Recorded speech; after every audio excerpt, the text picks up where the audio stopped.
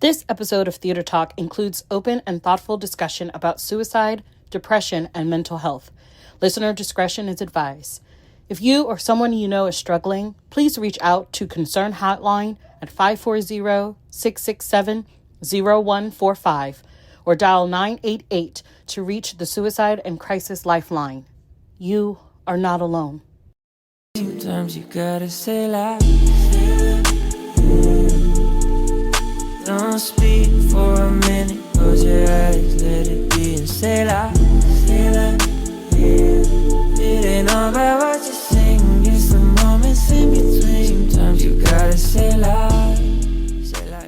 It is so good to be back with Theater Talk. Hey everybody, it's Bleu Do'zia, and we are back from our summer break with episode 4, featuring our wonderful co-star Jacob Reed in the upcoming production of Every Brilliant Thing, presented by Selah Theater Project, opening on October 9th through October 12th. Yes, only one weekend. We are in a nomadic season. We are roaming this season as we are transitioning into our new space, which is being renovated as we speak. So we have a series of different shows that are happening throughout October all the way to May, and we hope that you'll stick with us. So glad to have Jacob Reed with us for this episode, along with Ollie, Levy, and Lanie Smith, to have a conversation about Every Brilliant Thing. Come on, let's go behind the scenes. Coming back with a hard hitter for our opening season, we are doing Every Brilliant Thing by Duncan Macmillan. It is a one-person show, and it focuses on the trauma of a young person witnessing the attempts of life by his mother. And I think it's an important conversation to have, but it's done in a really, really unique way, where there's audience participation, where it is kind of lighthearted and there's a lot of comedic moments. There are some tough spots, but it's done in such a welcoming way that it is almost inviting folks to have a seat at the table. Mm-hmm. So simple first question for you, Jacob. Why did you say yes to this project? Well, being out for a year and some change, getting back into it, I thought, what better way to stress myself out than jump into a one-man show with no ensemble and direct audience participation.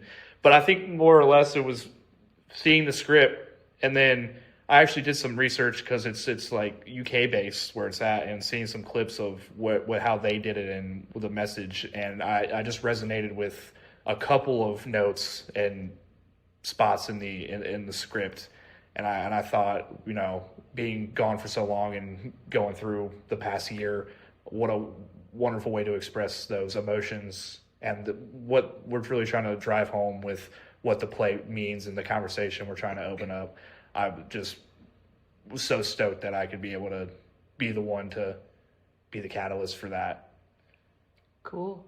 I think that for me, it was very important that we saw two major perspectives that are not fully discussed in our society or in our community in general, which is from a male perspective in regards to mental health and how upbringing and how his relationship with his mother and so forth affected him as an adult and his future relationships. We don't talk to our menfolk enough about their status mentally, or ask them the hard-hitting questions of, what's your background? What makes you you? Mm-hmm. You know, do we even force them to do things like therapy or, you know, simple things like that? That's a conversation I've had with quite a few menfolk in my life that sometimes feel burdensome whenever they do have mental health need about reaching out. Mm-hmm. The other perspective for me was the perspective of the Black female, that we have such a load on our shoulders from society that we ourselves do not take care of our mental health at full capacity like we should. And sometimes even self-care is an issue because we're so busy doing for others, either in our community, in our home, in our job life, whatever it may be. We don't take the time to actually stop and discuss the mental health needs within our own community and society in general. So to have those two different perspectives were important for me.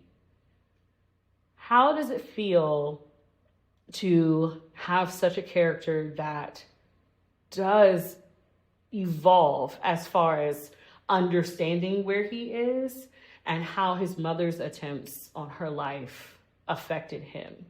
Because he doesn't really fully discover it on his own. It's his wife that helps him to discover that he has some trauma and some mental health needs. So how does it feel to show that evolution in a one-man show? It goes with the list too, which is funny. With every brilliant thing, he even mentions, the list meeting with his mom's friends and colleagues. Is he himself finds out like my view of the world has changed so much, and back when goes through the list, the numbers change with new things that are now put into the list is growing and changing with him. But I think it's because he doesn't figure later in.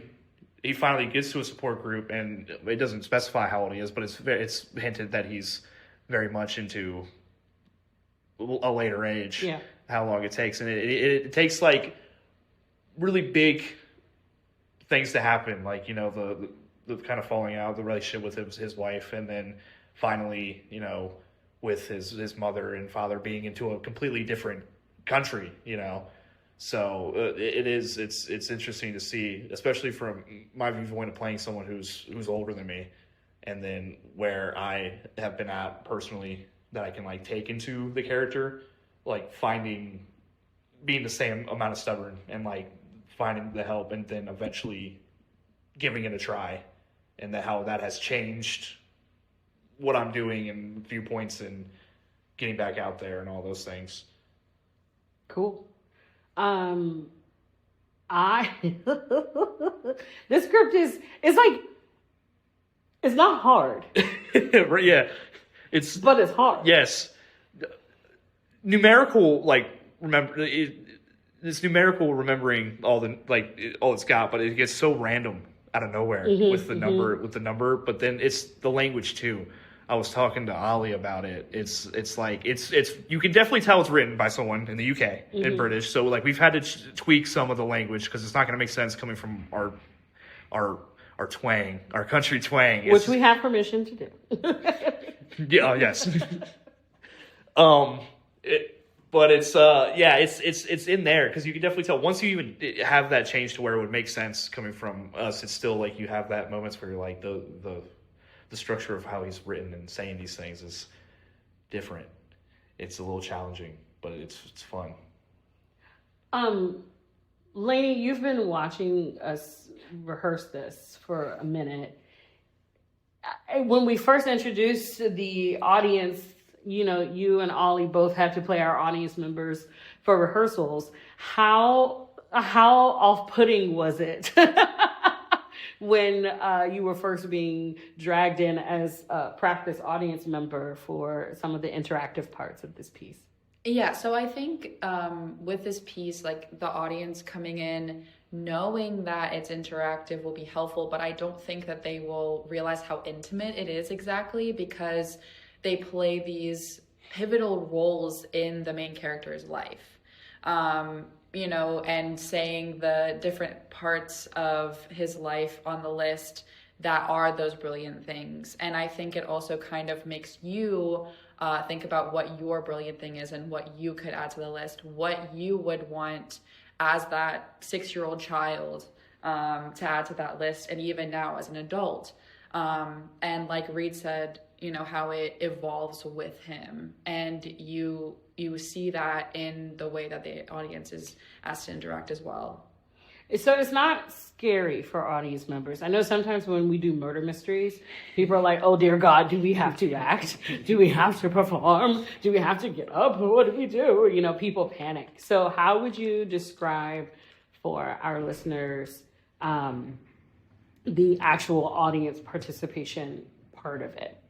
I think it's important that they know that we're right there with them, and it shouldn't be scary. It should be, being a part of something bigger than them. And also, if it's Reed, if it's you, whoever's doing it, they're there to hold your hand, and hopefully it's a joyful experience. Hopefully you get a laugh out of it, and maybe have your own, add a little something new to it every show. At Selah Theater, I love taking acting classes in the fall, winter, spring, and loads of camp choices in the summer. All classes, camps, and workshops are open to youth willing to learn the craft of theater, music theater, art, and production. To learn more about these awesome opportunities, check out Selah Theater's website at selahtheaterproject.org.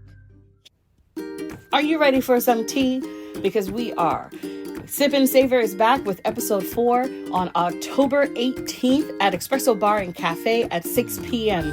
Come and join Verdi and her crazy crew as they try to navigate how to save Sip and Savor Tea House. What spills here stays here. Tickets are only $10 at Espresso Bar and Cafe on October 18th. And you can find tickets at www.selahtheaterproject.org/SipSaver.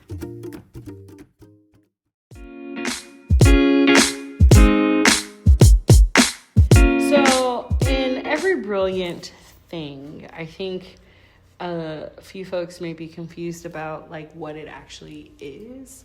And whenever you say something about suicide or attempts or whatever, people tend to panic. Of course, it's a very Selah kind of a show.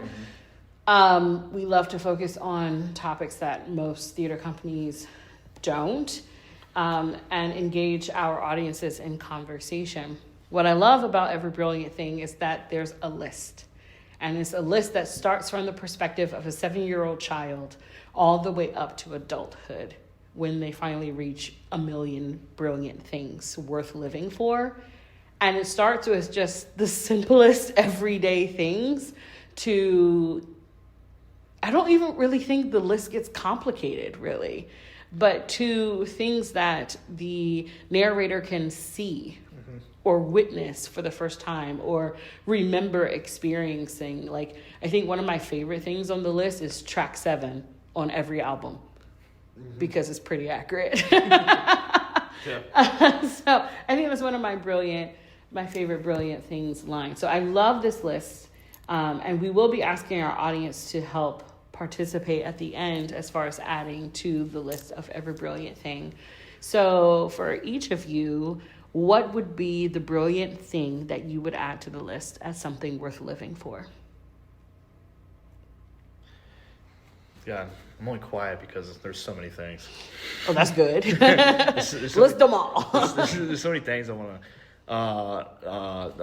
Not too many material things because that's what they go against. But I like how about the feeling when you're on like a water slide, the buildup of adrenaline before you drop. Is a pretty good one. That's a good one for me.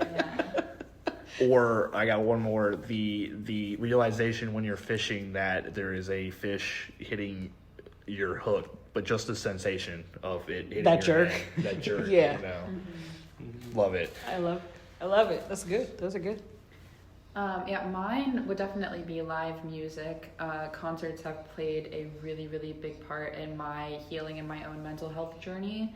And I do kind of want to get into how music plays a part in this show because his relationship with his father and his father's relationship with his music and how that has impacted him is also a big part in the show.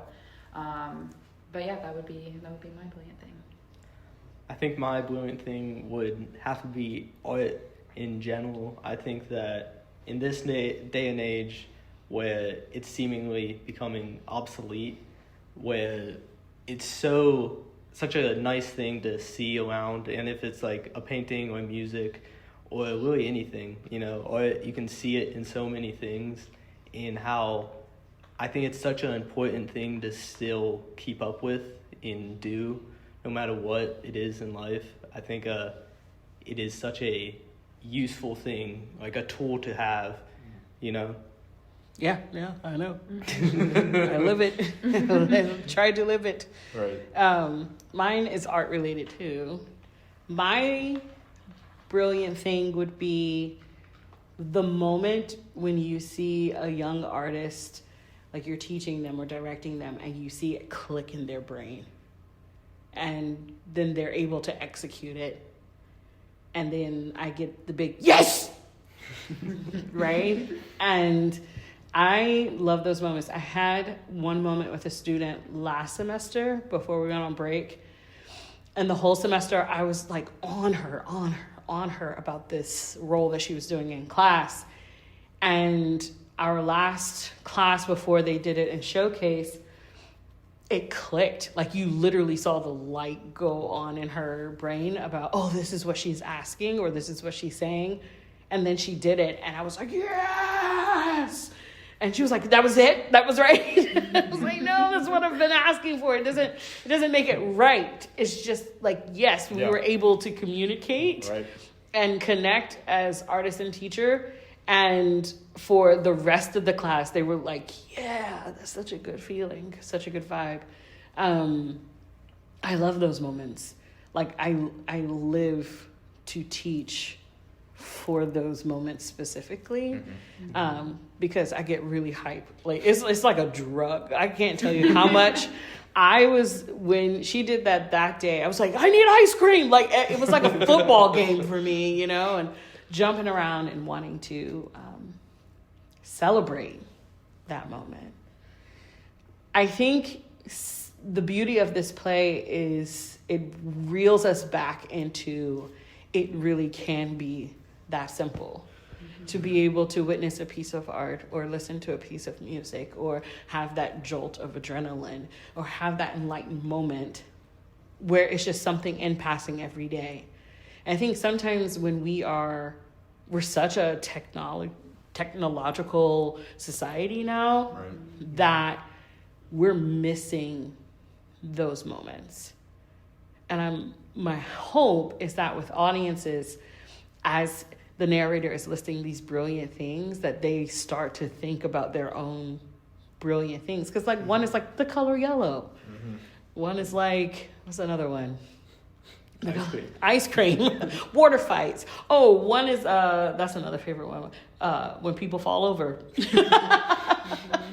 That's another favorite of mine. It's like, yes, I love, I have another one. When servers drop dishes. I applaud for them every single time. We did that for each other when I was a server. We would applaud each other like, yes, you broke a dish. Congratulations.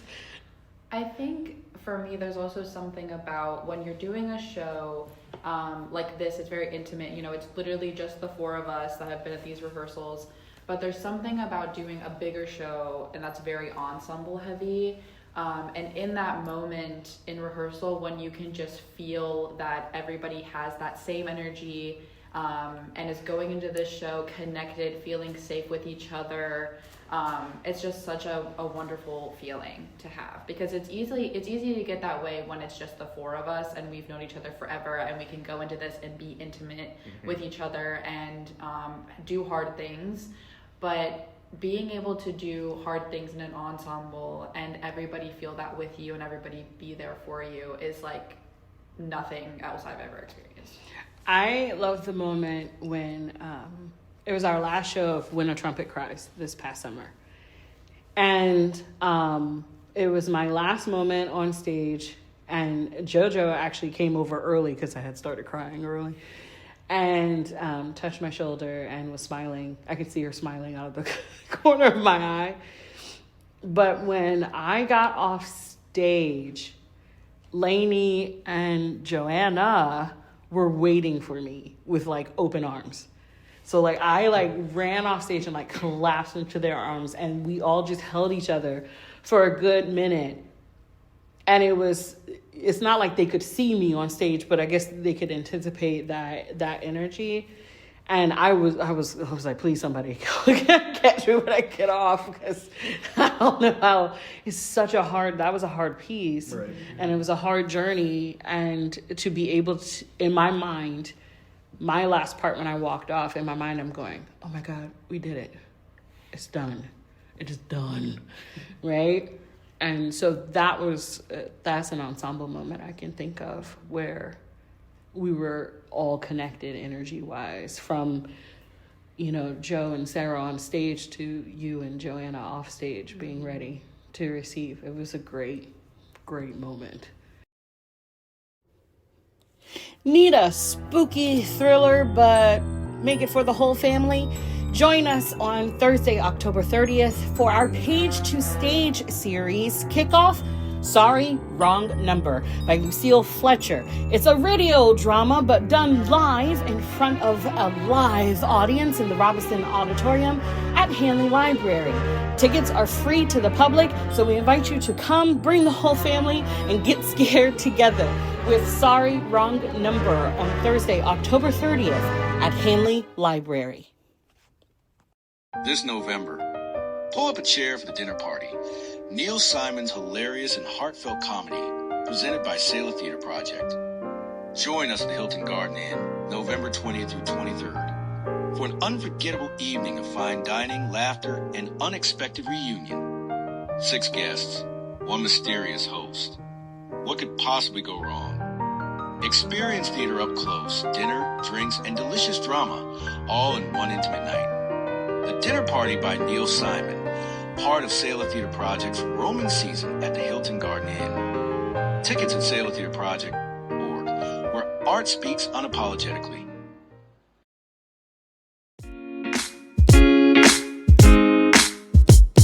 I want to talk about how music plays a part in the show. Okay. I brought up how live music was my brilliant thing. Yeah. But I also, every show that we do, I love to be the one to make the playlist for what is going on, to set the tone for any of the shows, to do the sound, because I am the one who does the sound for pretty much every show. But doing this was so specific because all of the sound cues are just music. Mm-hmm. And specifically music on vinyl, and that's something that he brings up in the show, is music on vinyl and how it does sound different, because that's how he communicates with his dad. Mm-hmm. That's how he understands how his dad communicates, is through the vinyls. Yeah, and that brings up the other thought of how men don't really communicate their feelings, but this is how he's showing himself to his son. When he leaves for college, his dad gives him a box of vinyls, and he says he never asks him why he does that, but it's like a form of love and communication from his dad. Yeah. So, that's all. That's my rant. That's all. You got anything to add to this rant? I don't really know. All right, I do. Yes. I'm just trying to pick Don't up. be afraid to come see a show that talks about hard things. Yes. Yeah. It's not, so like, one of the hardest conversations I've had around this show involves a professional in the field, believe it or not.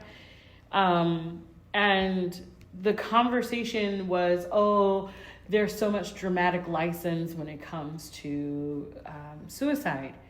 And I'm sitting there looking and listening and going, just because we're actors and just because we have a script doesn't mean we're going to do something completely inappropriate and accurate, or without some form of authentic feeling. And why not? Why not have shows that reflect real life? And what I literally just had a friend that passed a couple of weeks ago by her own hand. It's a conversation worth having, in my opinion. And as artists, isn't it our job to make sure that we keep society going and having those conversations? I always say all the time, like, our job is not to solve anything, but we are the ones who are allowed to ask the question of why. Why is this happening? There's a statistic that the narrator shares about after a celebrity death, and how there's an uptick of suicide attempts after that, Why are we so afraid of having hard conversations? And why are we so afraid of seeing art that reflects real life? That's my rant. Don't be afraid to do it. Just do it. Yeah, piggybacking off that, I don't know why it's always an issue if it's like into the public sphere of like community theater. I can name countless times where I would go into competition for like high school even, and the amount of scripts that were used by just solo kids were always just like the sadder the better, you know, and just like and at that time, you know, they were just going for sad points. We're not really trying to bang home the message and open a conversation where they're just trying to win, which I don't agree that theater should be a competition anyway. I've never been a fan of that. But what's a better place than a community theater to bring a community together to talk about things that matter? Another reason why I pick shows like these and stuff like these. You'll never see me dancing, unfortunately. If you wanted to see me, to see me sing and dance, I'm sorry, that's just not something you'll ever see me. You'll never be a music man or anything. I don't think you'll ever see me in that, unfortunately.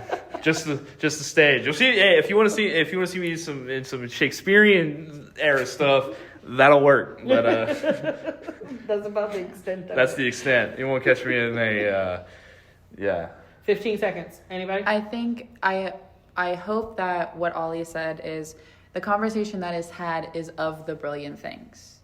It should be mindful. It should leave people feeling like when they walk out the door, what they want to take away is how the wind feels on their face, the moon in the sky, whatever it is. But being able to be mindful. What is your hope for audiences when they finish witnessing this show? I always hope it opens up a dialogue. I think like to go right deep into it, I hope it encourages people like know where I'm at when I wish I would do something differently when I was younger, or if someone was going through something, is to speak up at least, you know, or seek something or participate. At the very least, I hope they participate. I'm very excited to see what people put in for their own brilliant thing in the list. I selfishly, you know, the reason I do it, I community, the human emotions. I mean, this is just this whole play is wrapped up into that. So selfishly, I want to experience and see that because I like to learn and experience what human nature. But I think if we're going, I think the big thing is this dialogue shouldn't be uncomfortable. And I think this script does a really good job of that because we mentioned before that, you know, we usually do harder shows, but this one is very tame. I feel like with its writing, with such a heavy topic, they did a really good job of keeping it to where, you know, like it feels like you're just having this conversation, but it is a very, you know, extreme topic. So hopefully it's like a good icebreaker for people to, you know, sit and not be I don't think people are going to be uncomfortable. I think it's going to really spark that conversation. What's your hope? I think exactly what Reed said, you know, and in this, one of the brilliant things is conversation. And that's like a huge part of what we do here at Say Lot. And I think there have been multiple shows that we've done where we have left it up to them to, you know, write on the wall in the old space or leave us a note or whatever. And I think that it gives people the opportunity to do something they would never do outside of such an intimate space. So I really do hope that, you know, people talk more about hard things, you know, the men in our lives, and the Black women, people of color, anybody that's going through something that's really hard right now, and they don't feel safe to do so because of the environment that we're in, unfortunately. I really hope that this kind of gives them that opportunity. What's your hope? I think that people think about things they love or enjoy more often. There's somebody I follow on the internet who always says there's love everywhere, I think people always think that means there's people that love everywhere, and there are, but I think we need to think more about things that just bring us joy overall. It can be inanimate objects, it can be music, it can be things people say, just anything in general, just things you like and love to see or love to hear or love to listen to. It's just like, I think that there is such an importance to let's see things that you enjoy instead of only seeing things that you hate. And I wish that more people would think about that. Look at this little man.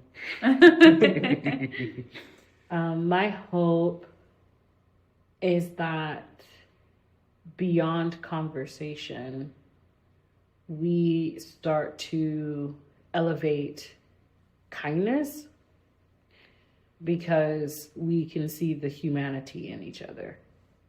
And I hope that the show, because it's so wrapped up in emotions, that no matter what demographic an audience member walks into, that they are able to say, ooh, let me step back for a minute and see the kindness in this person. Or let me be kind to this person, because you never know what could set somebody off or what would be someone's last straw. And I don't know if I could live knowing that I had pushed somebody to their limit. It's kind of why I stay off of social media right now. Because we're all living this one life at the same time. Mm-hmm.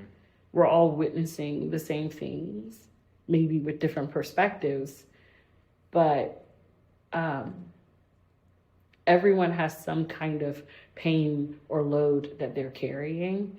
And even though the narrator doesn't specify why his mother does what she does, that part is not really the importance of it. It shows it really showcases his journey as the person that's still here. So, and how he ends up taking care of his dad in the way that his dad can understand and communicate his feelings. It's the same way that I hope that we all can take care of each other. We do hard things not because we want people to cry or because we want people to feel, yes, but we also want people to understand humanity rest in art and art rest in humanity, which is why we do the type of shows that we do. And this particular show, coming out of Suicide Prevention Month, about to walk into National Coming Out Day, there's a lot of stories surrounding that as well. We want to encourage our community as much as possible to have some hard conversations, or just to remember that there are so many brilliant things in this life worth living for. Thanks so much for joining this episode of Theater Talk.